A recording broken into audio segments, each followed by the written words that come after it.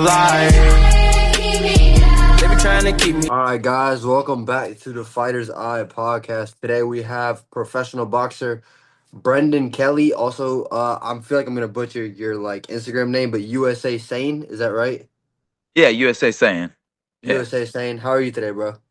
man, I'm blessed. I'm just excited for a fight coming up in about 12 days. And other than that, I feel great. I mean, let's get right into it then. You got the fight coming up. What's the thoughts? Thoughts of the opponent, thoughts of the matchup, and what are you expecting? Yeah, so I'm fighting at 148, which is my real weight class. Again, my first couple pro fights were 170, 165, but that was because they were against people that essentially had bigger names than me, so I had to take the fight at their weight class. I handled those fights well. And now I get to fight at my real weight class, so I'm very excited about that. Um, I'm fighting a 4-0 opponent from California in Long Beach. He seems to be more of just a technical boxer. I've watched his last couple of matches. I honestly think I'm going to KO the man. I wouldn't. I I realistically don't see it going longer than 3 rounds. But I'm pretty excited about it to go to a new promotion and show them, my worth. Yeah, I know you're a boxer. You also fought MMA. I don't know if you know this, but me and you have a little history before we were cool with each other. I don't know if you remember what I'm talking about, but You have to, yeah, you have to point me you, into it. Yeah. so almost 2 years ago, you fought in Tampa against one of my teammates named Q for a Okay. championship. And before the fight, it might have been right after. I believe you said that you thought you won or whatever. And I slid in your DMs talking crap. And you know what, you were really respectful. You just were like, kid, I don't know like what you do, but like this is grown folks business. You're not a pro, like leave it to the pros. So I was like, all right. And then you were scheduled to fight my teammate Billy for a different promotion. It might have been the same promotion. So yeah, me and you have a little Yeah. history. And then we ended up like just being cool with each other again. So I was like, oh, I just realized that when I was going back in our DMs. Oh, that's cool. Yeah, I'm someone that I really don't care what anyone says or thinks about me. At the end of the day, like if you're not part of my life, you can have your own opinions and whatever. That's good for you, but you don't truly know me or know what I've been through or how much work I've put in. That's been one of my favorite things about the whole fight game is everyone can talk whatever they want to talk, but at the end of the day, it's who puts in the most work is going to get there and who usually wins. And my favorite thing is this world's very weak and I outwork everyone. So it's made the fight game very easy for me. And when I get to fight at my real weight class and stuff, that's been that much more fun because I just walk straight forward the entire time. The fun part about boxing and fighting is predominantly almost everyone in the game only gets as strong as the other people in their weight classes and stuff. But um, I mean, I was All American in football. I was All American in track in college. My pro day for football, I benched 225 16 times, and then I go fight at 145, 148. Like no one has that same strength or value at all. And then I just translate the skills from football now and stuff over to boxing to where it took a couple of years to fully kind of get it all. But now I feel like I'm a much more complete package. When it took a while to go pro because didn't want to make the mistakes that a lot of fighters do by going pro earlier, getting hungry, and it's just like I'll take all my challenges now as an amateur. I fought many pro fights as an amateur. As an amateur, I fought pro bare knuckle fighters and stuff. Um, and all that did was just make me that much better and that much more ready to go pro because once you go pro that loss really matters. It'll hold you out from big fights and stuff to that extent. So Yeah. I'm currently undefeated as a pro fighter and I'm looking to keep that way for as long as I can. So what? So I mean, you are a boxer. You fought dirty boxing as well. You fought Yeah. brand risk against Gabriel Silva, the son of Anderson Silva. I was gonna say you said 148. I was about to say Gabriel Silva is like 160s, I believe. What weight class was Uh, that in? yeah, I fought him at 170, but he walks at like 185. Um, and that's the thing is he when people are the A side fighter, they get kind of get to control more of the weight stuff and things to that extent. So like example for Gabriel Silva, he fought me at 170, but then he fought a guy that normally walks at 190. He made him cut down to 165 to fight him because he wanted to weight drain him.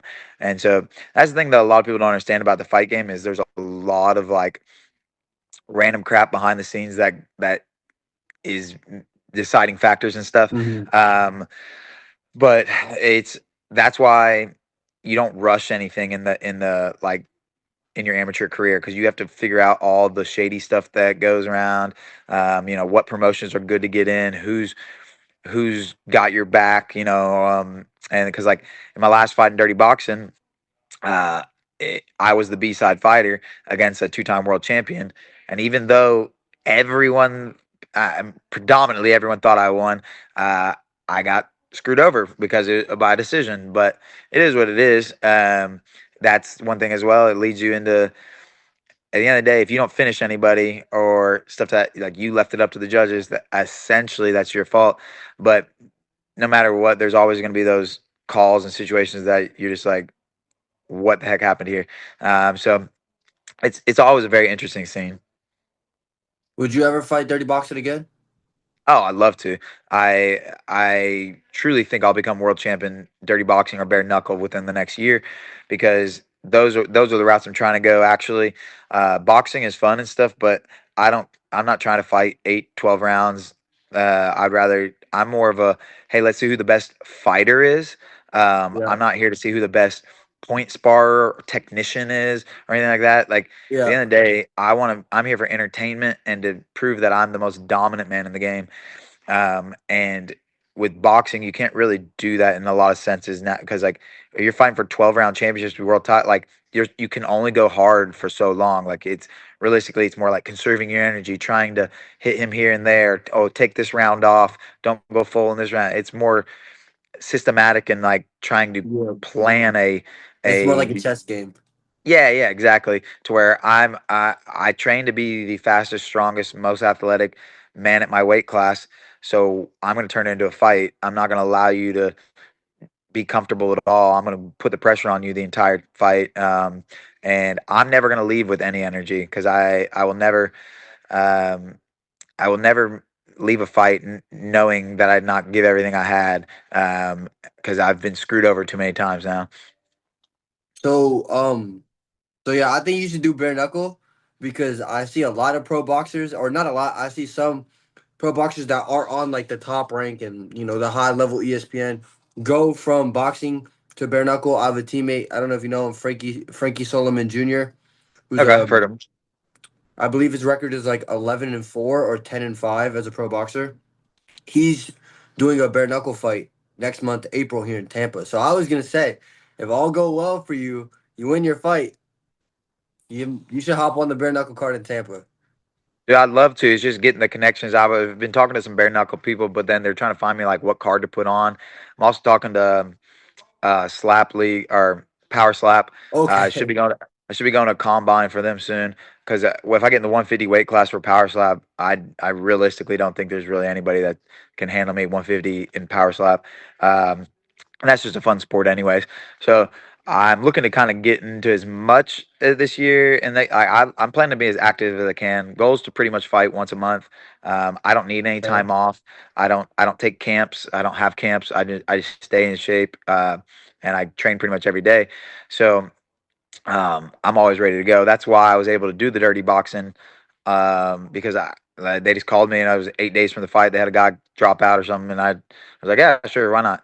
And so that's one thing I'm also excited about dirty boxing is I didn't get to add elbows to my game because I had such a short time, but now I've added elbows to my striking, and it's a significant difference or adds levels to the game. Yep. And I'm very excited to actually hit some people with my elbows now.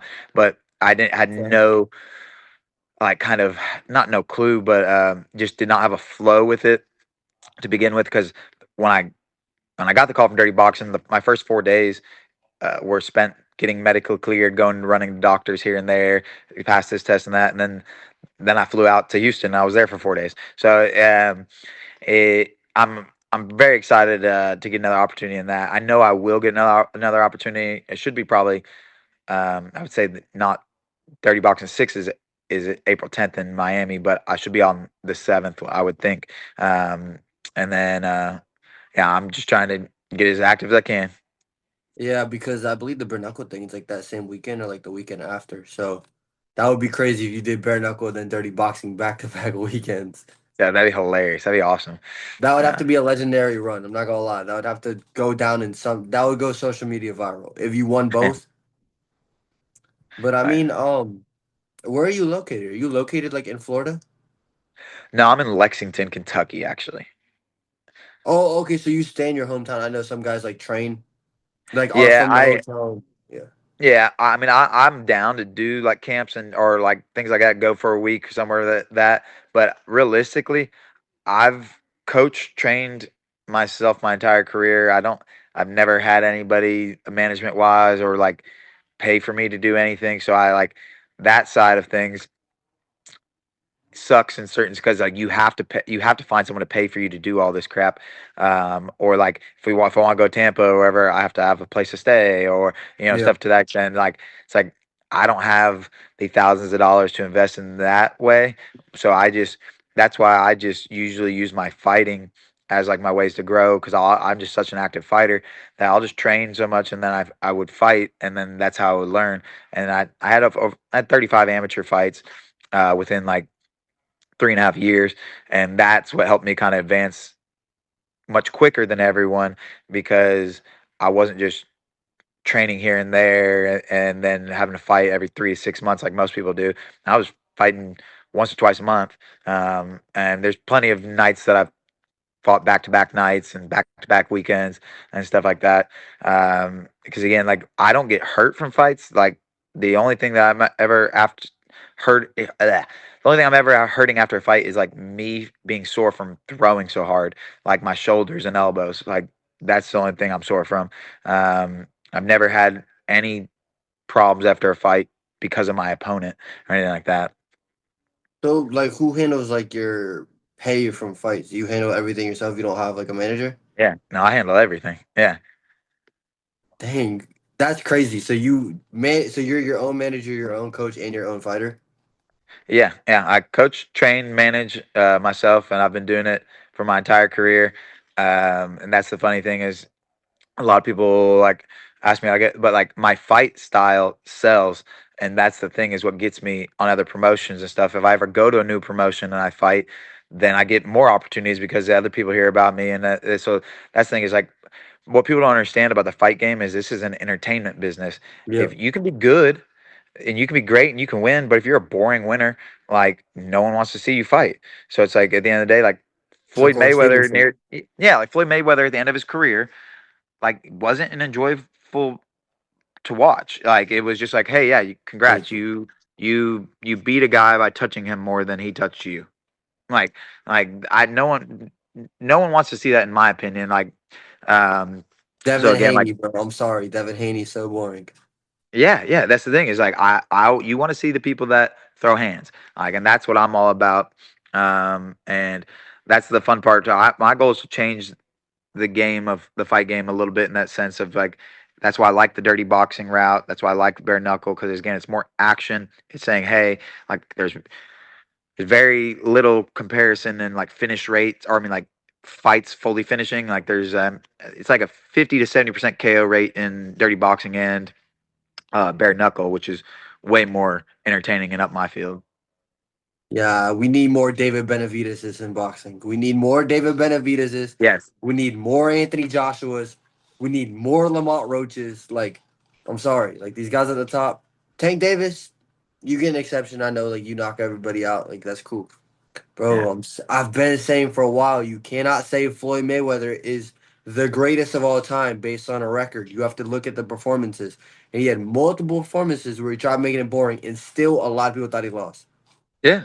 Yeah. And that's the thing too, is like at the end of the day, again, like fighting is so political a lot of times to where like, again, how many true people were robbed gold medals they because the judges didn't want them to win. Like that was it. Like Roy Jones Jr. should have won gold medal with ease. Like was robbed of a gold medal. Like that's the thing of where again, like Floyd Mayweather on some of these questionable calls of where he could have lost. Like you never know what the judges were, or what, what was really happening in those things. So it's that's the one thing. That's, again, like, boxing, in the day, used to be, used to just fight until there was a winner. Like, Yeah, that's fun to the me Mike in more senses than the Mike than Tyson era.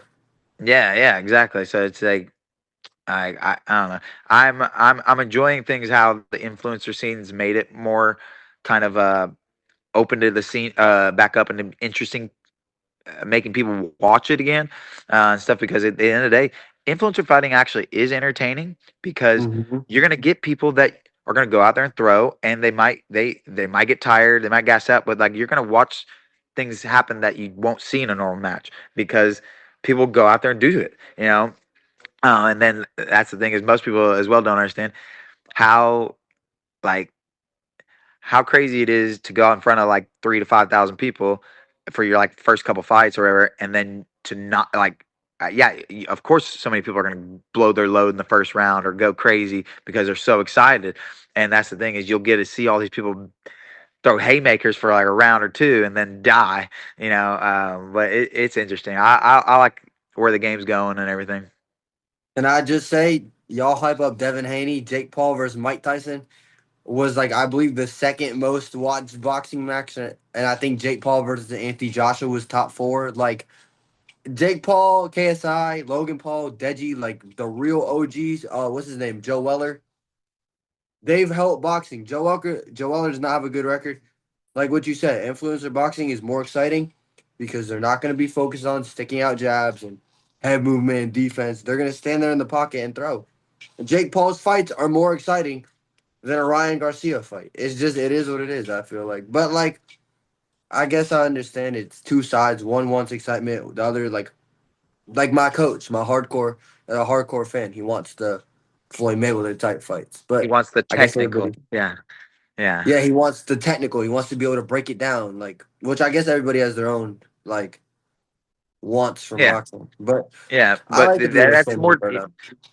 Yeah, the only people that like that kind are the ones that have been in the game for a A long while. time, and, like, Mhm. and did that stuff or whatever, and it was, like, their way. But, like, pretty much now, the younger generation, or more people my age, are gonna, again, want more of the actual violence or the action. That's why slap. Power slap and stuff grew so quick. Same thing with dirty boxing, and it's because it's action, and there's knockouts, and there's highlight clips, and, like, no matter what, someone's gonna get hit, someone's gonna be bleeding, something that, like, you can go through a whole 6 to 8 round match, and no one looks really that beat up in boxing. There's plenty of matches like that, but you can't go through a whole bare knuckle or dirty boxing fight without someone looking messed up. Yeah, I mean, yeah, but I guess people would also argue like dirty boxing has elbows too. Like bare knuckle is just Oh bare yeah. knuckle. So it is different type of impact, I guess. But Oh, it's 100. Yeah. I like bare knuckle boxing and boxing is the same thing. It's just bare knuckle boxing is bare Yeah. knuckle. Yeah. But I mean, I think bare knuckle was cool. Yeah. Yeah. Yeah. 100. So like, I guess you said you compete for dirty boxing, bare knuckle. If you like, what would you rather do? Would you rather go for another bare knuckle because you took another dirty boxing because you took the first one on short notice? So you want to like be like, hey, I can really do this, or do you want to hop into bare knuckle permanently and just be like, man, let's throw down. Somebody got to go down eventually because you got that big beard, you got the padding Yeah. around the chin. I mean, Yeah, you I got the mean, so, advantage. yeah, realistically, I'm down for pretty much either one. It's more just who I get my opportunity with first, and then I just go with it. So, I mean, that's pretty much how my whole career's happened. Once I get a foot in the door, then they're like, "Oh, this guy's actually legit." Okay, and then I just kind of keep going from there. Same like with Rough and Rowdy. That's how I started my career out. Um, Became the champ there. Was champ there for a while. Got 3 belts with them. Then it felt like then I just went to the influencer scene, just went bounced around different promotions and stuff. But um, I I I would like to think dirty boxing would be our better home, but because I feel like I could fight more often there. Um, the bare knuckle, they have so many different places and stuff that they're trying to have such a big market that I don't know how often I get to fight there. That's the only thing. My thing is, no matter what, I'm not signing an exclusive with either until I would become champ, because I'm not taking time off. So Yeah. all these promotions, they want to sign your exclusivity to where, like when I was with Brand Risk, that was annoying. If they would hold me out of a card, I couldn't go fight somewhere. Like that stuff gets just too annoying to me. It's like, so you're telling me you don't want me on this card, but you don't want me to fight because you don't want me to get hurt or something like that. It's like, but I'm not on this card, so what does it matter? Um, but Exactly. yeah, yeah. So I'm just like, all right.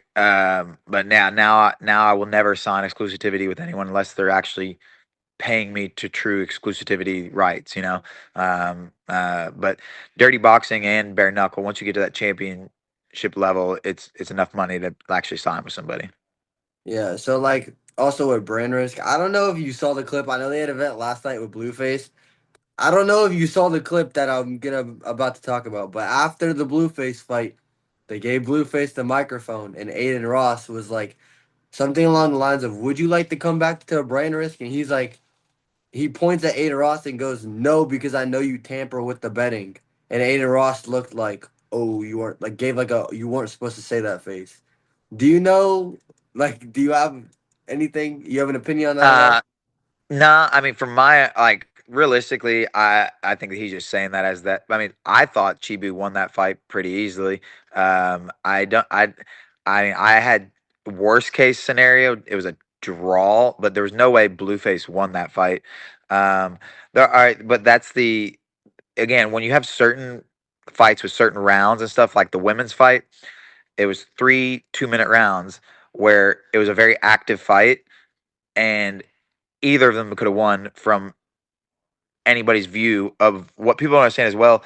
Those three judges, when they have three different views and three different sides, you can watch a whole fight from one side and watch a whole fight, the same fight from the other side, and you can literally get two views of what you think. Because like if I have my head to the one judge and it doesn't look like I'm getting hit, but the other judge sees my face and my face is getting hit on that side, like there's different things that go into it. So that's the hard. But like when it comes to the betting thing, nah. I mean, because I pretty much knew before. Like I almost get all the bets right on it before because I know all who the fighters are and stuff, and I know who their opponent is or how much.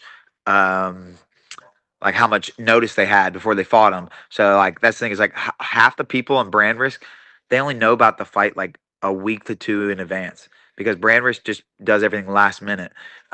When it comes to like putting the card together, it doesn't make any sense to me. But like when I fought Gabe, like I had like 7 day notice. And then like the most notice I've ever had to fight anybody was like 2 weeks with them. Um, but I mean, because I know Aiden doesn't bet on it, or he at least says he doesn't bet on it. But I mean, I won my parlay last time I was there. It's pretty easy in certain senses if you just know more about it. But like the upsets that happened yesterday, like I saw it that way from watching the fights. Um, but yeah, Were you there live? I was not there live. No, no, no. I was just watching last night on the stream. Is it on Kick? Yeah, yeah, yeah. I don't have Kick. Yeah, Man, well, I think they do it on everything now, but I think they're multi-platform in it. So I think it was on like YouTube, Kick, even like I'm pretty sure like IG and TikTok. yeah, I didn't even know about Blueface fighting till like I saw a weigh-in clip, I believe on Instagram, and I'm like looking at this dude. I'm like, bro, Blueface is like fought bare knuckle, won, I believe. Like he's gonna smoke this dude. I wake up this morning, open TikTok. I posted the TikTok on my IG story. Bro, I saw Blueface getting clipped hella on the chin. I was like, oh my God, like dropped out the ring, all of that. I'm like, Yeah. Well, no. the drop out of the ring was more just a clip thing to where it wasn't it was like a it wasn't a punch. It was like a punch and then a lean into him, which made him fall through the ropes. But I mean, going into round like four, it was after that it was Chibu won the last two, so it was pretty much even through the first four rounds. You could have been like, hey, I don't know who's like, hey, he might have won this round, he might have won this round, blah blah blah. But like the last two rounds, um, he looked Blueface looked tired, and that's what I said before the fight to begin with. I said I got Chibu. Chibu's been losing weight and getting in better shape and more conditioning each fight. He knows it's a real fight. He's been training ever since his last fight. Also, Blueface is jumping to heavyweight. His last fight was like welter or middleweight or something like 155 to 165, and that was the one thing people didn't see. Like, if you look at his body in his last fight, and then you look at his body in this last fight or this past fight yesterday, I mean, Blueface looked chubby. He looked like he wasn't in shape. And then it showed that he wasn't in shape because he died in 6 2-minute rounds against a bigger guy. So it was one of those things where I'm someone that I'm big on the whole like body type things. Like you can tell a Yeah. lot by someone's body on what they're going to be able to output and stuff. And so it's like the other thing too is like, yeah, Blueface is 200 pounds now, but did he get the strength of a heavyweight? Like it's all right to be wherever, yeah, because he was taller or whatever. But at the end of the day, his if his hits aren't truly damaging or stopping his opponent, then it doesn't matter. And Chibu's one of those guys that can take a hit. He didn't hit Chibu with anything like good. Um, Chibu got him with a couple good shots throughout, but like there was no damaging hits in that fight. It was just more of a boxing match. Yeah, I mean, I saw Blueface song. Like, my thing is, how do you lose when you're sparring with Keyshawn Davis and all of them? Yeah. Not just Well, one time, multiple times with World Terrence Crawford, and then you go out in there and do that. I'm like, now I wonder, like, what was that full sparring? Did you really just get pieced up the entire sparring? yeah. Well, that's the thing too. Like at the end of the day, like you can go spar with all these great people, but at the end of the day, those great people most likely aren't even giving you their 100%. They're just Yeah, sparring with you to say you sparred with them or whatever. I worked with him. Well, congrats, you worked with him. It doesn't mean you're as good as him. Those people spent years and years to get at that level and stuff. And it's not like you're going to get there overnight. The dude was in jail for a long time. yeah, He got back to train. Like even when I was watching his um, like training videos for the pre-fight thing, I was watching him hit the bags, and I'm like, I don't see any power here. I don't see. Yeah, he's fundamentally all right or whatever, but there was no power there. There wasn't anything scary. Like I didn't think Chibu was gonna get hurt by him at all. So like that was the thing is I called it beforehand and said like Chibu was gonna win with ease. Well, I didn't say with ease. I said I had Chibu the whole time. And then I called Gypsy over Super Hot as well. The only one I didn't get right yesterday was like the 19-2 guy that lost to like a 4-0 guy. that's crazy. 19-2 losing a 4-0 is kind of crazy. But here's the thing you realize about boxing and stuff.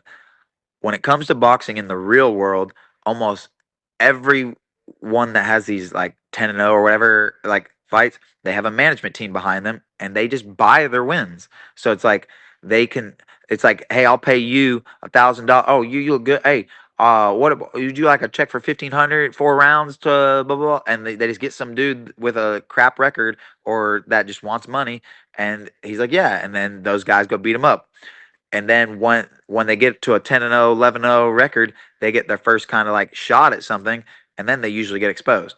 Like that happens so much in boxing to where it's like people's records in boxing don't really say what they are because like the guy I'm about to fight, he's 4-0, but his last opponent was 2-13. His opponent before that was 1-3, and his opponent before that was 1-2, and his other opponent before that uh was a debut. So he has his opponent's records are combined like 3-16. It's like, yeah, you should have 4 wins. Like I'm not scared of that. Like Yeah. I watched what he did against people that were of that skill level, and it's like, okay, I'm gonna kill you. So that's why when I was offered the guy and they sent me his like box rec and it was like 4-0, and I'm like, okay, let me look him up a little bit, and I was like, oh man, this guy sucks. That's the thing. It's like the record can be scary or whatever, but at the end of the day, once you watch someone move and how they throw, you can tell a lot about a person and if they're going to be actually anything of like worth. Yeah, you know what's crazy? From this interview, I feel like you have a better understanding of boxing than like most world championship boxers, like, which I've been told, like, my boxing IQ is pretty high. I just watch boxing all the time. Like, I don't compete often. I'm 1-0, but like, bro, like my TV over there or my monitor right in front of me, from like the second I wake up to the second I go to bed is boxing, boxing, boxing. Any fight, I don't care, from 1970s. I don't care if it was yesterday. Like, I'm so like locked in on this to where I'm like, damn, I don't even need to like be in the gym to learn to throw a new combo. You watch Ryan Garcia, Yeah, the way he stick the jab, like he did it against, what was his name, Barrios, the jab yeah, right to the lead hook. There was no pullback. It was right there, the right there. I was like, that's clean. He Barrios thought the jab, pull back to the guard, then the left hook. It was just the jab, left hook in that same motion. So it's a very like, watching boxing after knowing how to do the fundamentals is a unique thing because you could learn something from the opposite stance. Like, I'm southpaw. I could learn a combination from an orthodox fighter. oh I could yeah, throw it like the orthodox fighter. It's like, yeah. wow, he's a southpaw. How does he know that orthodox combo? Yeah, that's one of my favorite things too, is switching to southpaw because I've gotten so good at southpaw now to where again, the better you get at southpaw just helps you be better at your regular, and then if you can switch with ease and get into it, you're gonna be a lot more trouble for your opponent because not 90% of fighters don't switch, which is pretty easy for the people that do switch. You know, so like my whole thing is being again more athletic and explosive, and so like I was all American kick return, punt return in college and stuff, so I'm very shifty. So now that I've added that more to it, now I just have a lot of fun in the ring because I just move so well comparatively to what I used to just be a straight brute and come forward and just say, "Hey, f you." Like, but now I try to be more like water while I do it, and be more fluid. And then my punches have a lot more snap, and I don't have to have power behind it because my speed and um, just whip with it just make it that much more powerful. Well, I don't switch. I'm southpaw, bro. My orthodox is trash. I will openly say that. My orthodox is trash. I try like doing it in shadow boxing. I watched that video back. I'm like, man, let's just keep to what we know for right now. Well, yeah, but that's Let's the one keep that thing left hand in the bag. that's the one thing in the fight game though. To get good or to get better, you're going to look stupid and you're going to feel stupid a lot to begin with. Yeah. Like it doesn't matter what it is. Like, I've never seen anybody in the first month or two of boxing not look stupid numerous times. I looked and felt stupid for the first couple months I was truly getting into it, but until you connect the hands and the feet and the head all together, like it doesn't the light bulbs don't go off, but once you get all that going, then it's like, oh, that's how you do it. Oh, the pieces start adding together, and then it's just repping it, and like literally it's like randomly if you just more and more rep, like it's like I'll learn something new from shadow boxing like yesterday or something, like because I just did it enough to where I'm like, oh, That makes that's the sense turn of now. that foot. That's yeah, oh that's what it's supposed to. That's what it's supposed to feel like. That's what it is, you know.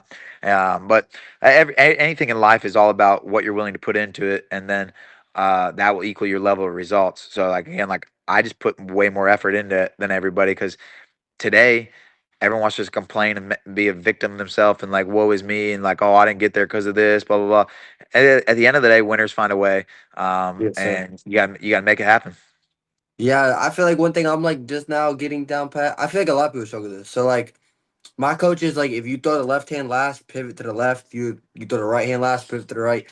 I'm so like right or left. I pivot to the right. So now I'm like, because I can slide to the right so easily with my lead foot. So now I'm like trying to understand like, okay, bro, if you throw a jab into a left uppercut, you got to go to the left, or you're gonna run into the counter shot going to the right. It just So now I'm like understanding that more. Now I'm like, okay, break it down like this, like just look at it like hopscotch, like one in, one out, one in, one out. So that's just me though. Yeah, yeah. No, I mean that's realistically. I tell everyone, I'm like, hey, if you can't get it, like slow it down Mm-hmm. until you get it. Once you get it, then speed it up slowly until you get it to the speed you want or ever. But like you can't. Everyone tries to do something they're like trying to learn and they try to do it full speed or full power, and it's like, well, obviously it's not going to work because you're trying too hard. The whole Yeah. point of this is to be relaxed, however, and have it flow from you. Because if you, again, if you're trying, then will pick up on it and see that punch come before it ever comes. Yes, sir, absolutely. But I don't want to take too much of your time, so I'm going to ask you one last question that I Yeah. ask everybody. So, do you have a message for all your fans and supporters that have like followed you from the Brian Risk all the way to Dirty Boxing now to possibly Bare Knuckle? Do you have a message for all your fans, supporters, both like in your career and just in your personal life? And like, what can we expect from you in the rest of 2026? All right. Well, for the rest of 2026, again, I plan on being a world champion by the end of this year. I appreciate everyone that has backed me. And I also appreciate everyone that has openly more not backed me and told me how much I sucked and how good I wasn't going to be and all this.